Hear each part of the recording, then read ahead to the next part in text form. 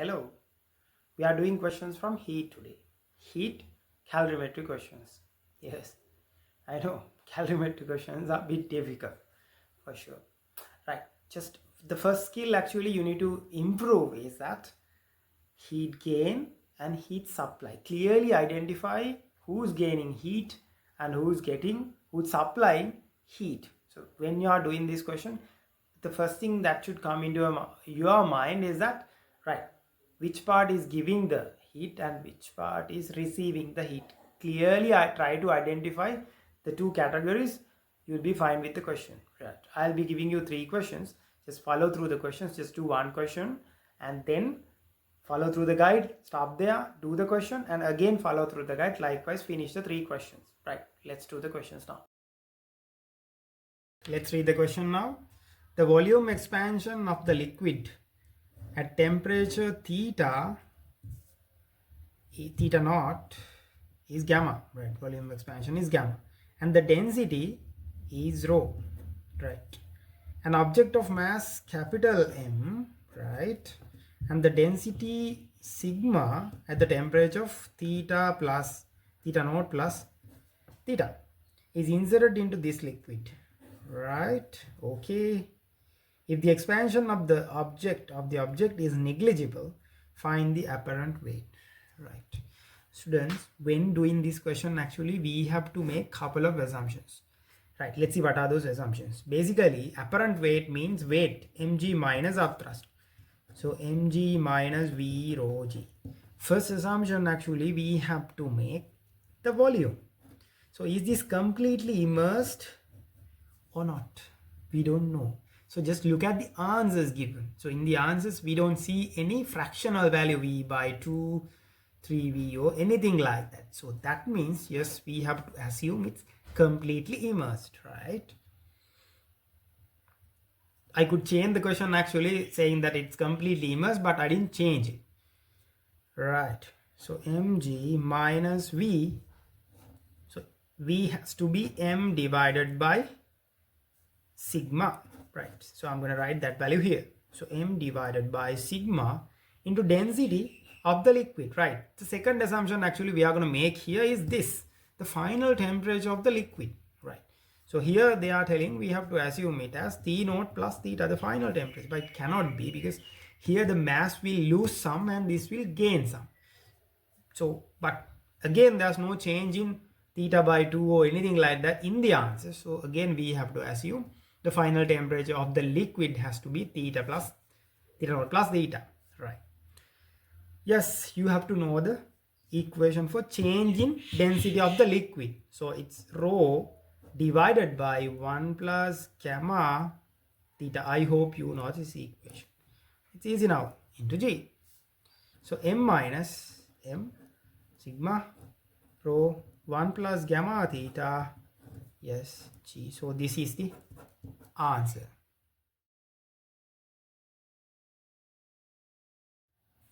Right, let's see the question now.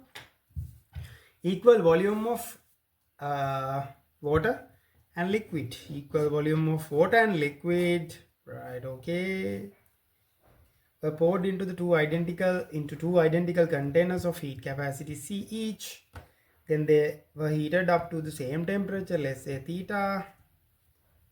After both allowed to cool down simultaneously, the rate of cooling of water becomes theta dot.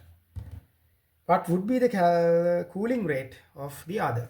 Right, again, these type of heat questions we need to apply calorimetry theory. Yes, calorimetry theory means here I mean by heat gain should be equal to the heat supply side. So you should clearly understand which part is heat supply part, heat gain part. So here heat is supplied by this and heat gained by the environment in this scenario. So heat is lost by convection, you can see it. So convection equation we need here. So Q over T, it has to be, you should know this equation, Ka theta minus theta R, right? You can see for both situations, K is same, A is same, theta R same. So that means he lost to the surrounding is same for both scenarios. This is the point we are going to make, right? So Q over T is MC delta theta MW CW delta theta is theta dot plus, don't forget there's this calorimeter, right? So it's C theta dot. So we're going to apply the same for the other, right? For this now, it has to be same. Q over T should be equal to ML CL theta, now it's, we don't know, theta dot dash dot, let's say, plus C theta dot dash, right? So they're asking us to, so you can see these two values are equal, right? MW CW theta dot plus C theta dot should be equal to ML CL theta dot dash plus C theta dot dash. So we have to subject theta dot MLCL plus C theta dot dash, right? So MW CW theta dot plus C theta dot divided by, yes, it has to go there, MLCL plus C, right? This is our answer, right? This is actually not that much of a difficult question, but still there's a practical from this theory. I hope you remember it, right?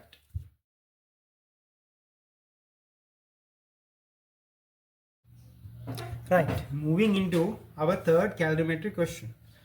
So in this question, they are asking from us a calorimeter of heat capacity 400 grams, calorimeter of heat capacity 400 joules per Kelvin, okay, contains water 500 grams. So total amount will be 500 grams, right, at 30 degrees Celsius, okay, 30 degrees Celsius. An ice cube of mass 400 grams, an ice cube of mass 400 grams is inserted into this, okay, and find the final temperature of the system. Yes, we are given CW, specific heat capacity of water, 4400 joules per kilogram per Kelvin, and we are given, yes, latent heat of fusion of ice 335 kilojoules per Kelvin, right? This calorimeter question, as I said earlier, we need to identify supply and gain, right? So when you are doing a calorimetric question, just identify supply and gain part. So here heat will be supplied by water, and gain, yes, water plus container here, and gain by ice cube, right? So first question actually we are facing here, we don't know whether this ice cube will completely melted or not. So if the ice cube is completely melted, the required amount, let's find first. So it's 0.4 into 335 10 to the power 3. So 0.4 into 335, let's put the value here, 22. So it's 4 again, 4, right? 1.44 into 10 to the power 3. So 1.44 into 10 to the power 3. My value may be correct or not. Let's multiply it again. 335 by 4, 22, and 4, of course, correct, and 4, 144, right? So this is the requirement of energy, right, from the water, requested amount. So let's see what is the maximum amount the water can supply. Actually, the water can go up to only 0 degrees Celsius, right? So let's write the values. So container will go from 30 to 0. So it's 400 into 30, that is 12,000, right? We have some value. Water, we have only 0.5, that into 4,200, and that into, the difference will be 30, right, plus. So 0.5 into 4,200, that is 2,100, that into 30, 63,000 thousand. So altogether it will be 75,000. So this is the amount that can be given by water even if it goes up to 0. So other than that, it won't go below that. So only 75,000. But the required amount from ice for the total amount to be melted is, yes, this. So we can assume the water level will, temperature of water will go up to 0 even, but still there will be remaining amount of ice. So the final temperature of the system will be 0 degrees Celsius. So if it's a statement question, there will be couple of questions like what is the amount of, if it's another question, actually they can ask what is the amount of remaining amount of ice, and even if it is there, is it can we find any remaining ice or anything like that. So they can vary the question. Actually study these type of questions. Supply and gain is a crucial part. Try to identify who is giving the heat and who is gaining the heat, right? Alright students, I hope you have tried these questions, and if you find these questions difficult, yes, you can go through with the questions that are in the playlist, find good questions and practice as much as possible, because there are at least 7 to 8 questions in your MCQ paper from heat and calorimetry. Actually that is all everywhere, that's inside a question. Actually heat gain and heat supply, actually you have to consider a lot. So practice these type of questions.